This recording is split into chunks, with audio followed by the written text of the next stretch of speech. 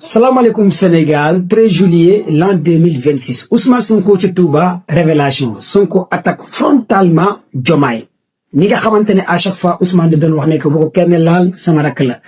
Touba ndax Ousmane Sonko mooy mujahidin wala du mujahidin mais li ma gis Touba yéeme na lool ma bëgg ngeen déglu vidéo ba mu jeex pour ngeen xam dëgg-dëgg Ousmane Sonko mujahidin Touba de passage je dis jamais vu parce que j'étais là-bas. ci lépp li nga xamante ne am na mooy visite Ousmane Sonko bi ci Touba c'est la première fois dans l'histoire ma gis un acteur politique fu mu dem ñu jox ko ay téere kaamil di ko may ay li nga xamante ne ay téere xasida di ko mar ay téere loolu ci Ousmane Sonko laa ko gisee léeg-léeg ci Ousmane Sonko laa gisee ay seetu Sëriñ Touba ku mel ni Serigne Modou Rokhaya Mbacké vidéo bi dugal naa ko ak ñeneen ñi nga xamante ne ay Mbacké lañ ay seetu Sëriñ Touba di rang ngir jënd ay carte membre Pastef di jamais vu organisation bi di Mbacké ñi nekk ci kanam yëpp li ci ëpp ay Mbacké la ñoo xamante ne ay sët lañ ñoo xamoon ñu carrément Ousmane Sonko mi mujahidin la li tax ñu bëgg ko patriote la te bëgg na Sénégal lii c'est dit jamais vu ci histoire politique bu Sénégal kon Ousmane Sonko cofel bi nga xamante ne waxuma la taalibe yi kese de sëriñ si bëgg nañ ko ci Touba su ma teewutoon Touba ku ma ko mën a nettali dama naan li mu ta nekk kon Ousmane Sonko confirmé qu'il est mujahidin Ousmane Sonko dañ ko doon ziyaare comme ni ñuy ziyaare li nga xamante ne mooy Serigne Sonko attaque frontalement Diomaye Sonko yàgg na di wax ne Diomaye sama rakk la sama lépp la mais cette fois-ci Ousmane Sonko dafa sës yàgg naa di leen wax nag Sonko bu sësee dina riposter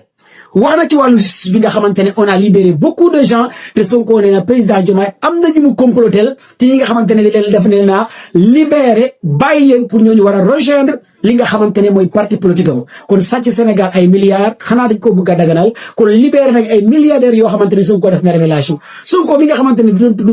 tudd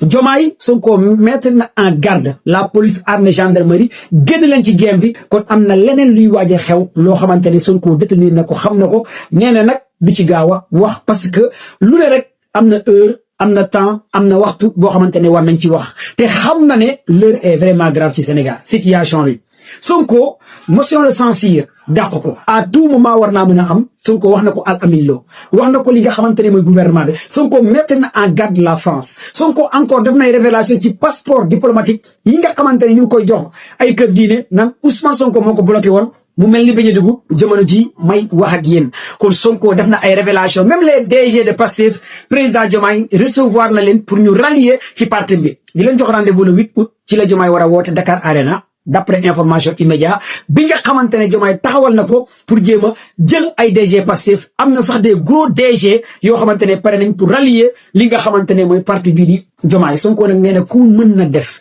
ku bëgg a dem na dem teewul kenn mais gor ñi dinañ des ci li nga xamante ne mooy Pastef les patriotes Touba a remporté la victoire ci jaay carte yi Cheikh Thioro Mbacké daaneel na ki nga xamante ne mooy Abbas maire de la ville de Dakar Cheikh Thioro mention spéciale à toi et vraiment félicitations ñoom Assane Mbacké ñoom Cheikh Thioro Mbacké ñoom Cheikh Bara vraiment Touba ça prouve que gars yi def nañ démonstration de force surtout à Touba ndekete du hasard lu tax Sonko bëgg dëggantaan Mbacké ak Touba di jamais vu tuddee naa leen waa Touba Iran dëggantaan dëgg Touba mooy waa Touba Iran leneen li nga xamante ne Ousmane Sonko def na ko ci ay révélation par rapport li am diggante moom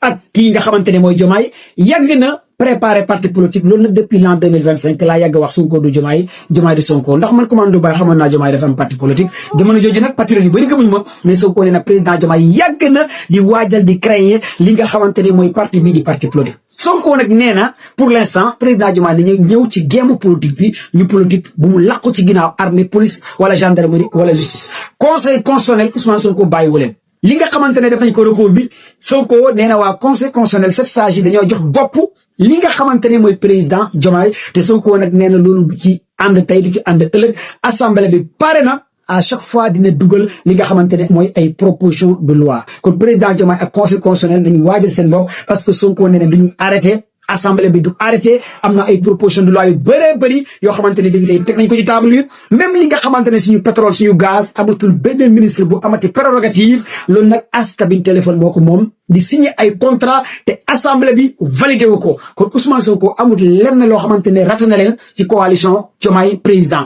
Sonko aussi mettre na à garde cette justice sénégalaise bi nga xamante ne dafa sentir que ne sàcckatu portable yi kese ak xale yu ndaw yi la ñuy jàpp mais milliardaires yi kenn du leen jàpp Sénégal ñu détourné ay milliards d'argent du contribuable sénégalais kenn du leen jàpp Sénégal kon Sonko bàyyiwul Diomaye ci lépp ak ci justice ak ci trahison bi ak ci complot bi ak ci coalition bi ak ci parti bi kon lii nag ñu ngi ko doon xaar bu baax a baax l'heure est vraiment grave jamono ji Sonko nag invité na à tous les militants ñu rester soudés wu fermé wu carrément ñu def benn bloc autour de Pastef ñu jaay maximum les cartes kon Ousmane Sonko wane na dëgg mooy Moudjahidine ca Mbacké waa Mbacké waa Touba c'est du jamais vu ay Mbacké yuy taxaw ci ginnaaw auto Sonko di rang pour jënd ay carte membre ñiy seedal Sonko lu baax c'est du jamais vu ci histoire politique li nga xamante ne am na dëggantaan Sonko taxaw di tari ay aaya alxuraan di wax li nga xamante ne ay